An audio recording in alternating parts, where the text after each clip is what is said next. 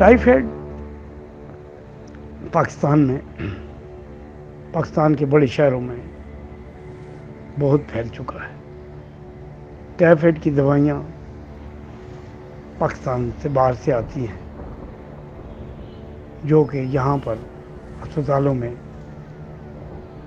Chemist हजरात स्टोरों में बाहर की दवाइयाँ बेचते हैं, और जो दवाई ज़्यादा डॉक्टर प्रिस्क्रिप्शन लिखते हैं वो यहाँ पर नकल में माशाल्लाह बड़ा जल्दी तैयार हो जाती है।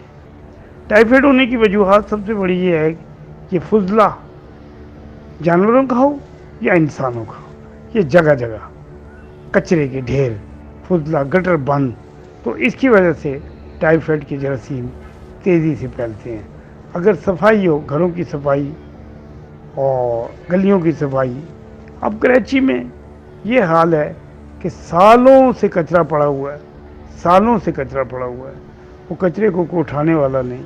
लाजमी बैक्टीरिया तो होगा, तो उसमें फुजला है तमाम इंसानों का, जानवरों का, वो बंगी वहीं पे। अब कुछ आबादियाँ तो ऐसी हैं, अब तो बेहतर हो गया, नहीं तो डब्बे हुआ करते थे, वो भंगी डब्बे खींच के ले जाता था, कचरा जार के फेंक देता था।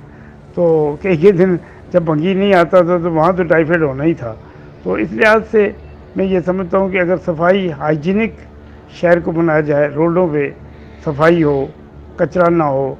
अब यहाँ रहने की जगह नहीं है बच्चों की, यहाँ बड़े बड़े काफ़िले सिंध से आते हैं, फुटपाथों पे बच्चे पड़े हुए हैं, वहीं पे बाथरूम पेशाब वहीं कर रहे हैं, तो फिर टाइफाइड नहीं होएगा तो क्या होगा।